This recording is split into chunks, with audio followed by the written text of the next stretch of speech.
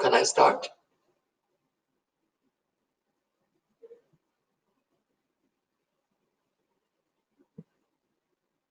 Hello, can I start?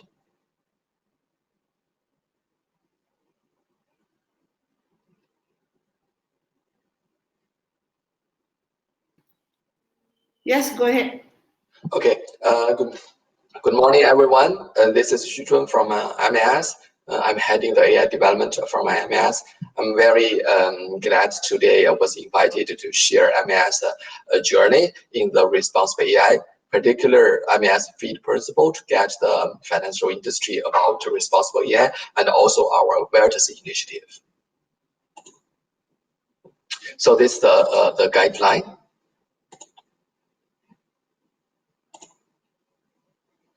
I just want to quote this sentence from the CEO of Apple. He said, "What all of us have to do is to make sure we are using AI in a way that is for the benefit of humanity, but not for the detriment of humanity."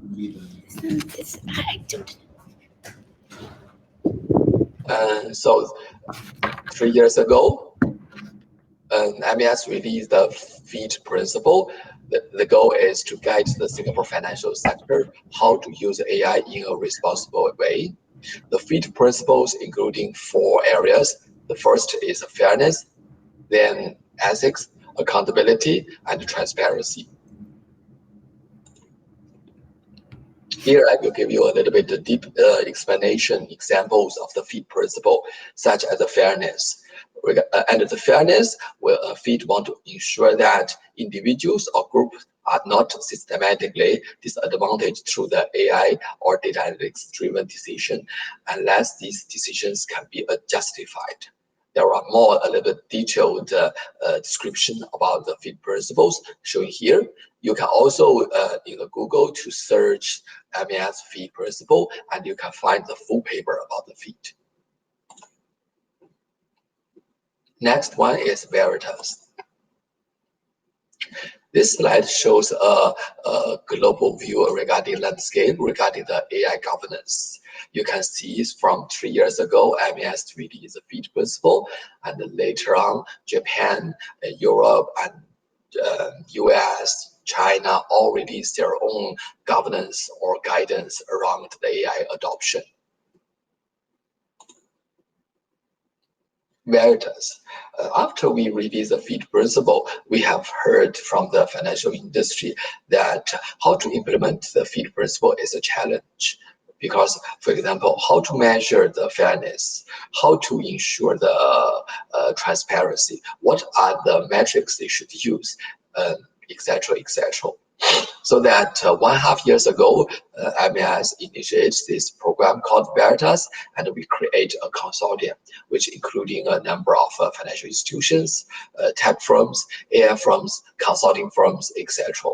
So the objective of the Veritas is to develop a methodology which could be used to evaluate the ADA system, and also based on the methodology to develop the programming code. The impact, so we hope with the responsible AI, we can promote the AI adoption in the financial sector. Phase 1. Veritas was announced by our Singapore's DPM Deputy Prime Minister in 2018 Singapore FinTech Festival as part of Singapore National AI Strategy. And last year, we have finished the phase 1 of the Veritas, which is a focus on the fairness principle, the first principle, and also develop the methodology to particular for 2 select use cases, which are very critical in the banking industry. One is credit risk scoring. Second is customer marketing. Early this year, the two document has been published. You can download from the MES website. The first one, white paper, is to document this generic methodology to assess the fairness of ADA system. And the second white paper is a use case study, which uses a developed methodology to assess the fairness of the two banking use cases. Furthermore, the Jupyter, the Python code of this methodology has and also use cases has also been published. You can have a try and download it from a GitHub. Now I will give you a high-level introduction how the methodology works. In short, in order to evaluate the fairness of the ADAS system, 3 parties need to be involved, including the ADAS system developer who developed the AI solution, the AI system deployer, probably the IT department, who will deploy the ADAS system and use it by the business or anyone. And last one is the ADAS system assessor.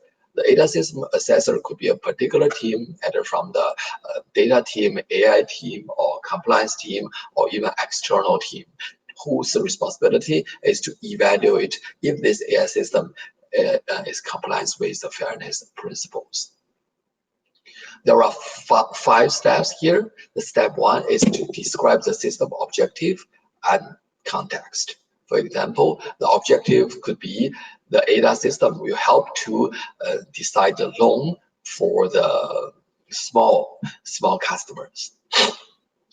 And the objective also should include the fairness objective. Again, for this loan application, the fairness objective could be we want to have the equal opportunity for both male and female, etc. For this business objective and fairness objective, the banks should define. After that, the step B is to examine the data and the model for unintended bias. In the white paper of the Veritas, we provide different methodologies how to achieve this. After that, step C and step D will do to measure the disadvantage and justify the use of the personal attribute.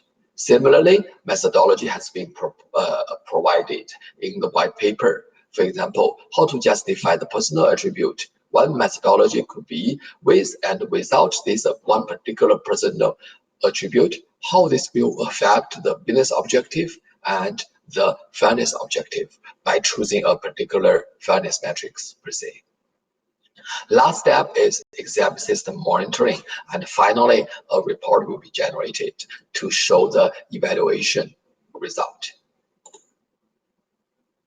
This slide shows Veritas fairness assessment flow, starting from define the scope of assessment, adjust the assessment, then gathering the required information, decide the measure and metrics.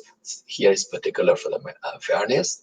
And after complete analysis and a review by different parties, and finally generate a report and potentially show to the stakeholders such as regulators or senior management board members, etc. Veritas Phase 2. This year we are moving to our Phase 2 of Veritas. So in this year we extend the scope. Last year we focused the fairness, and this year we focus all the principles from the FEET, including the fairness, ethics, accountability, and transparency. Last year we only focused on 2 banking use cases, and this year we extend to 2 more use cases from the insurance industry, and also one is insurance underwriting, and the second one is insurance fraud detection. Again, the deliverable is similar, which is by the end of the year, we will publish the white paper to document the general methodology to evaluate ethics, accountability, and transparency. We will also publish a particular use case study to show how this methodology could be applied to the selected use cases. Again, source code, programming source code as open source code will also be published. So here you can see it is the participant consortium members, which including the banks, AI firms, consortium firms, different industry associations, top global AI or tech firms, etc. Okay, thank you again. I'm very glad again to share our journey. Back to Mona. Thank you very much, Xuchun, and I'm sorry that I had a little technical problem again with introducing you. I just only want to say that we of course work together with each other already for quite a few years, also in the RegTech space. We're very happy to have you and Danielle today here, and hope you can enjoy the rest of the day as well. Okay, thank you, Mona. Yeah. Having said that, over to you, Sieben, for the next session.